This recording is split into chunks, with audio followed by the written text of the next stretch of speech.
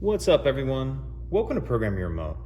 Today I'm going to show you how to change the license plate light on a Kia Soul. This is a 2010 here, but it'll be the same on several different years. So the only thing we're going to need to do this is a flathead screwdriver. Once you have your screwdriver, let's go ahead and jump into it. So we need to look down by the license plate, and there's going to be two license plate lights, one on either side, here and here.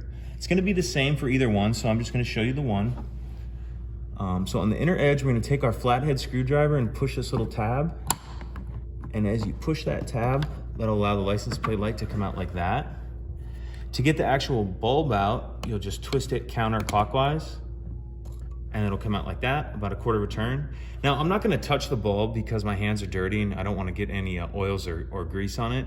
But to get the actual bulb out, it'll just pull straight out. So then you'll push your new light bulb in. We'll put our assembly back in that, a quarter turn to the right, locks it in place. And then this will just push right back up in here. So pretty simple. If you have any questions, please let me know. If you could take a second to like and subscribe, it helps us out and I'd appreciate it. Thank you.